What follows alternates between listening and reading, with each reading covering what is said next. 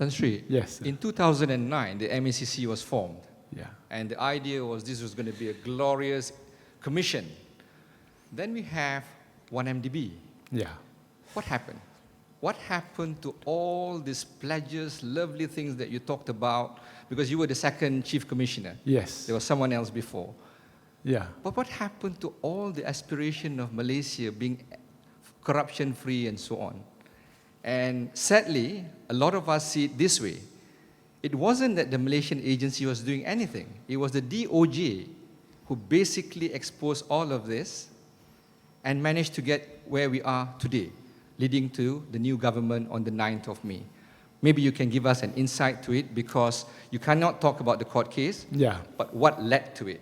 How did a country which is supposed to have all this system, and today we're still talking about it, can it recur again? Yeah. Thank you you, very much. Yes, the OJ investigate. I can tell you they will not go anywhere without my cooperation. You can read the DOJ press release when they seized the Joe Low's property in US, 1.5 billion. And one of the FBI statements said very clearly that we have a full cooperation with the National Anti-Corruption Commission, the Anti-Corruption Commission from Malaysia. And a lot of things that I've done at that time, which I think that is not appropriate for me to explain today. Maybe after the court case is complete, then I can share with you personally, Dato'. It's a long story, I would say. And MACC at that time, we truly or committedly investigate something that never been done before.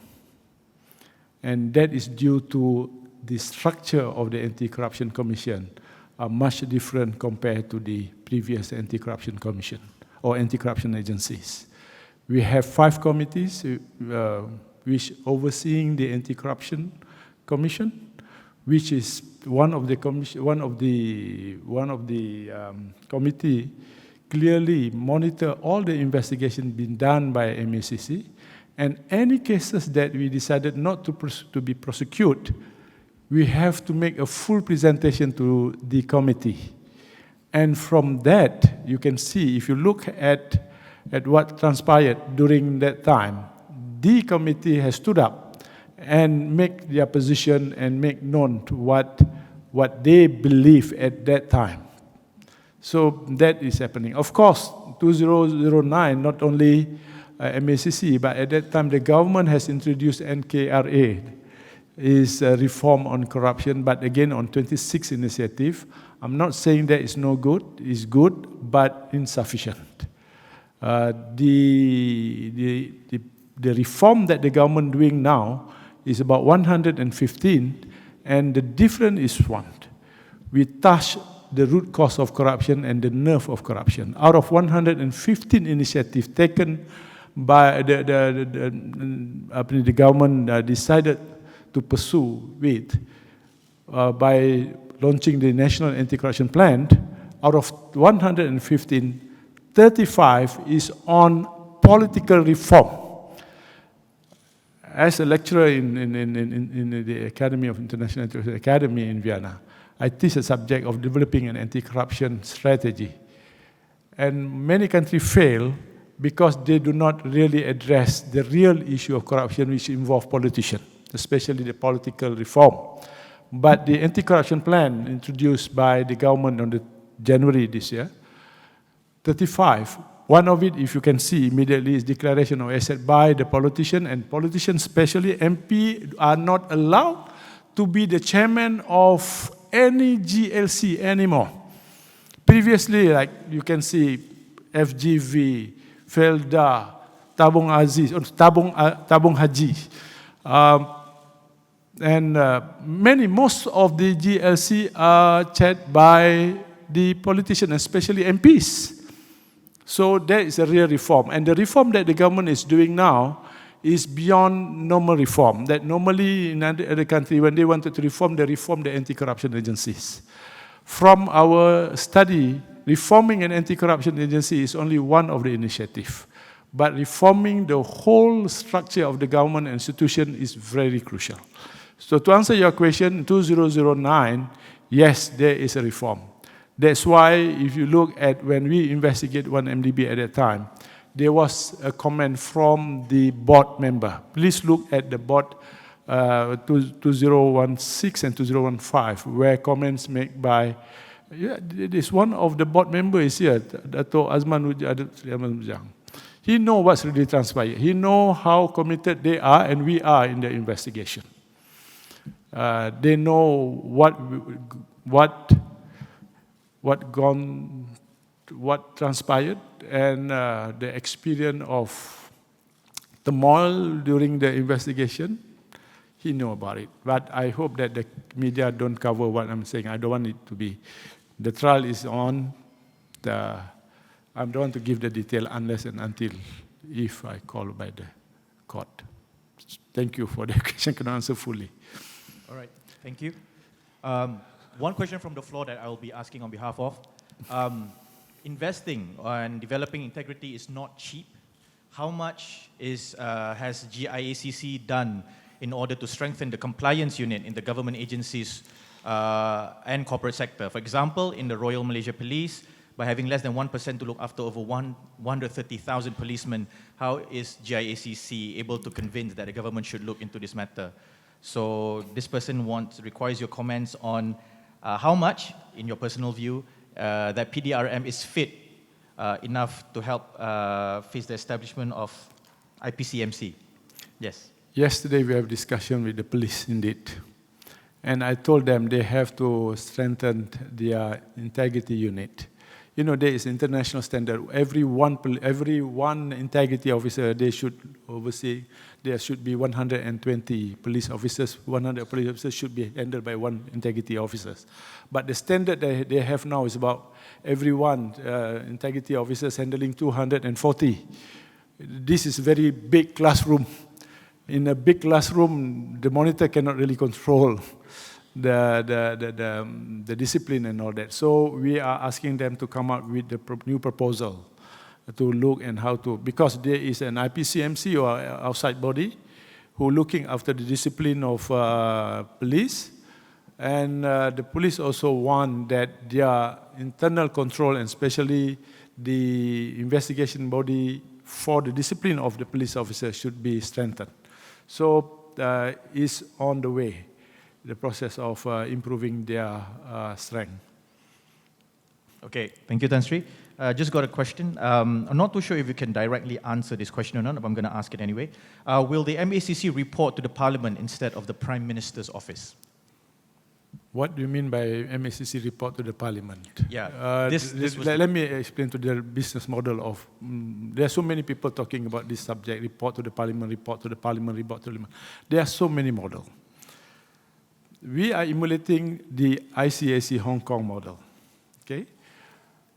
We bring committee, public, in the organization to overseeing our work. We only report to the Parliament yearly, where the report from the 4 committee will be, it will be presented to a committee in the Parliament, and the Parliament Special Committee on Corruption will give their report to the government, the Prime Minister representing the government, to make changes or improvement and all that. From our experience, the most effective and independent organization must be accountable to the public. They must bring public together in their organization. That's why we have 5 committees, 1 committee under the Parliament, 4 committees is where most of the members are independent members. The definition of accountable to the Parliament, in our perspective, where the report will be tabled and lay in the Parliament and discussed in Parliament. We have go one further step, where recently, a few weeks ago, the government has agreed in terms of the appointment of the Chief Commissioner, will be brought to the select committee in the parliament before he's going to be appointed to vet whether the candidate is fit and proper to be the chief commissioner. Previously, all the appointment will be decided by the prime minister, and the prime minister will advise the king, and the king will appoint. In the new process, the names of those candidates will be brought to the select committee. The select committee will give their opinion either these candidates are fit and proper. Then the prime minister will bring the names to the king and the recommendation, and the king will appoint the chief commissioner. That is our definition of accountable to the parliament. One is on the report. We have to give our report and all that. And secondly, the appointment of the chief commissioner. That is the definition from our standing of accountable to the parliament. All right, thank you very much, Tan Sri. Yes, you may ask question. There's a microphone there. Yeah. Go ahead. I just want to follow up on that question. Because you and I know that they're very important for the anti-corruption commissions to work is independence, free from political interference. Yes. And so it's a question of whether you report to the Prime Minister or whether you report to the Parliament. You have answered the questions very good. I totally agree. But I think the key on the independence is on employment and dismissal or termination. Yes. So you also have covered the question on appointment. So appointment is not directly from the Prime Minister. You have to go through now a select committee before he be appointed. What about termination and dismissal of the Chief Commissioner? Yes, we are in the midst of reform where the Anti-Corruption Commission were tasked to come up with an amendment of the Constitution. And for termination, we have to amend the Constitution, or we have to look in such a way that the termination must be done different from normal government servant, where they must appoint a tribunal to trial the discipline of the chief commissioner. We cannot use the present system because the present system will allow for the prime minister to bring the case to the king, and there is a clause under the constitution that the chief commissioner can be terminated on the public interest. So the reform that we are going to introduce, where the process of termination will be following a dismissal of a judge. And this is concurrent with the Jakarta Declaration, which derived from the United Nations Convention Against Corruption, where in the Jakarta Declaration, to form an independent anti-corruption agency, the tenure of the chief commissioner must be protected. So the appointment and dismissal must have its own process. So we are in the midst of looking, and because we have about 4 to 5 years to do the reform. To amend the constitution, we need 2/3 majority. So again, this is quite a difficult process because the present government only have simple majority, and they have to bring all those in the parliament be on board and to support the bill of changing the amendment of the constitution on this dismissal of the chief commissioner. And the appointment of the chief commissioner also must be made in the constitution. If we fail to do that, we may do it through by having a special law on that. But in our mind, in the reform that we are looking into, that is one of the areas that we're looking on. Thank you, Tan Sri. Another question? Hi there. I've heard that some companies are kind of adopting a wait-and-see approach when it comes to Section 17, the new corporate liability provision. They're not sure whether the law is going to be enforced after the date of June the 1st, 2020, or if that date might even be moved. I was just wondering if you can guarantee whether that date is definitely not going to be moved on June the 1st, and whether you think the law is going to be strictly enforced after that date. And a second question, if I may, is that under other regimes in the US and the UK, companies can get deferred prosecution agreements or settlements for coming forward and reporting, and this encourages companies to come forward and report corruption, whereas that's not available in Malaysia at the moment. And I was just wondering if that is something you envision introducing in future, and how do you look about encouraging companies to cooperate when it comes to sort of handing in information on corrupt act by their employees? Thank you. Thank you. In terms of details of the 17A and corporate liability issues, I like to answer, but I'm not the Chief Commissioner now. The detail will be discussed. During when I was the Chief Commissioner, we discussed about deferred prosecution and so on. And I, in agreement, said that we have to use deferred prosecution, in my personal opinion at that time.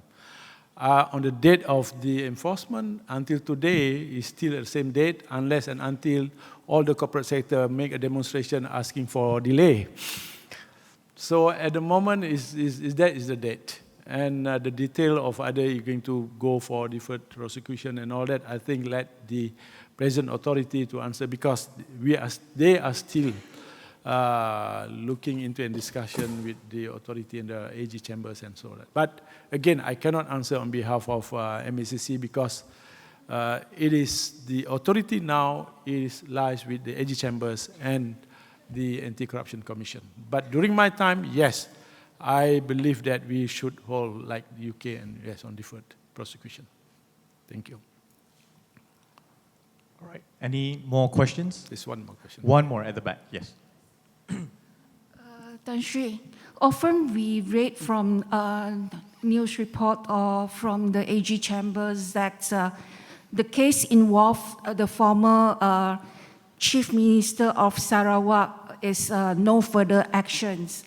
And because of lack of evidence, I wish to know during your time, what was the difficulties faced by MACC in probing the case? Because during his 30 years of tenure as Chief Minister, many believe that the allegation of corruption involved the Chief Minister, particularly in the deforestation case in Sarawak. Thanks. Okay, thank you very much. I've stated my point during when I was the Chief Commissioner. That is the statement when I was the Chief Commissioner.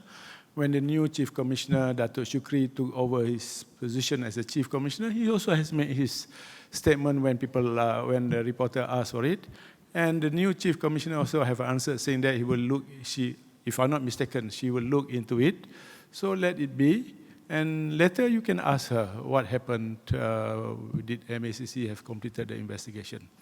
The facts remain what at that particular time, as what I said before, is not that there is no such thing as, I can swear at that time there's no such thing at all of protecting anybody.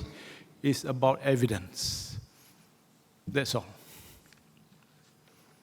We're talking about evidence. If there is evidence, we go forward. If there is no evidence, if there's sufficient evidence, not only have evidence, with sufficient evidence for court case. Yes, thank you. Good afternoon. May I know when will MACC have manpower and the knowledge to take or investigate on private companies' corruption and abuse of power? Presently, there is rampant corruption and abuse of power in the private and GIACC, especially in the procurement segment. Some of the staff or employee is having their lifestyle living beyond their means. Thank you. Yeah. I am not the Chief Commissioner of MACC. I am now the EPU of anti-corruption. We are the planner for the government. The question is about MACC. I wanted to answer. It's okay. I hope they will expand and take into consideration all what you have done. My answer is, the answer should be asked to the Chief Commissioner, the present Chief Commissioner. But as an ex-Chief Commissioner, I can give my opinion on the matter, not as an authority. Yes, they should prepare with all the skill set, new skill set, and all the understanding. They have to do a lot of training and so on. I do not know what happened. I believe they have done it. You know, of course, they also have about 1 year to look into the matter, more than 1 year to look into the matter. And surely they have prepared and on implementation or enforcing the law. Okay? It's not that I don't want to jawab on MACC. Please ask other than MACC case or the policies and all that.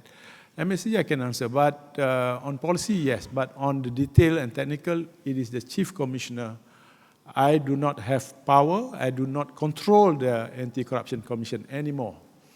Because I am doing the work of EPU for governance, integrity, and anti-corruption, where we are doing planning. For example, we introduce IPCMC. Yes, that is our work. We introduce policies on politician must declare their asset. Yes, that is our work. Politicians must declare their when they receive gift. Yes, that's our work. We request the politician, political secretary to do what political secretary work. Yes, we are looking into revamp some of the institution, police institution, law enforcement. This morning we have a discussion with the law enforcement, looking at how to improve their work, their integrity and all that. That is my work. We are looking at the judiciary, how to improve, reform the judiciary to improve, to help in fighting corruption. We are looking at the prosecution. We are looking at the whole society of public service, direct negotiation and procurement and so on. That is the job that as the Director General of the National Center for Governance, Integrity and Anti-Corruption. If you ask me about investigation, my standard answer will be like that. I'm not the Chief Commissioner, and the answer will be ask the present Commissioner. So please ask questions regarding on the work that the government, the reform that the government is doing. For example, there are a lot, 115 initiatives. 35 is on the private sector. And we are going to have, for example, related to the private sector, we are going to look into new law where it affects on the private sector. We are in the midst of reforming the Public Complaint Bureau, becoming the Ombudsman. What is the difference between Ombudsman and Public Complaint Bureau? Ombudsman will be looking into second-tier report. When you report to the agency do not take action, then you can report to the Ombudsman will call the agency, why no action taken? Today, Public Complaint Bureau receive any complaint, then after that they ask the organization, this is the complaint, please answer and please solve the problem. Then the organization give that, okay, we have take action, this is action taken by us. Then the Complaint Bureau said that, yes, this is the action, okay, finish. Then what happened to no action? And this is, we believe that the public must be given an opportunity to report to an authority which is independent, the Ombudsman, to question the organization that they make report where there is no action taken against them. That is one of the initiative and all that.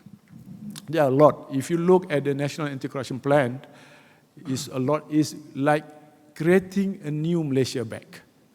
It's creating a new dimension of what meaning of new Malaysia, a clean Malaysia. The role of political secretary, we're looking back where they have to confine on the political activities. The public service appointment, promotion and all that, we relook back how to make sure that those people with have strong integrity, high integrity go up. It's not those cronies or somebody who are only good in pleasing the bosses. That is the reform that we are doing. Thank you very much, Tan Sri. Interesting you mentioned Ombudsman because Mr. Haridas earlier in the day also mentioned that, brought that point up. We're not going to open the floor for any more questions because we are running in the interest of time. Tan Sri, do you have anything to say to close your session? Is there anything that you want the audience today to know about your efforts in GIACC and the way forward? Just one thing, in my short period in this industry fighting corruption for 35 years, I believe that the transformation that the government is doing, the reform that the government is doing, first time in my history to see a very, very serious effort taken. I'm not saying that the previous one is not good. Previous one is also, they're trying doing the best, what they think, but this is looking at the nerve of corruption, looking at the root of corruption, and we are addressing it very comprehensively. We are looking at more beyond enforcement. We are looking at improving transparency and accountability in the whole organization, whole country, public administration, and the important institution in the country.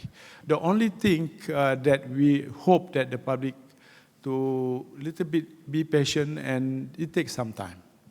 It takes some time to fight corruption. Indonesia, it started in 2004. You can see now they make an improvement. Even Hong Kong, it started in 1974. It takes some time. It's not like within 1 year, all corruption in Hong Kong is gone. It takes some time to take and to educate. What most important, when you take action, the second step is to prevent and to educate and to bring together the whole society. That's why corporate liability is to change the behavior of the private sector. If you look at the history of corporate liability way back in 1977 when the American introduced the Foreign Corrupt Practice Act, then how German and some other countries saying that no, it is the behavior of the third world country to accept bribe, and we have to prepare. In some countries, it make it tax deductible when you pay bribe in other countries. All this create a culture of giving bribe, but when there is a corporate liability case was introduced, then the behavior of corruption in the world have changed, and it looked like private sector, MNC, multinational corporation, become more cautious in terms of bribing. And I hope that by having the 17A, the values and the practice of private sector will change. When the private sector change, the government sector change, we will have a new Malaysia. Thank you very much. Thank you very much.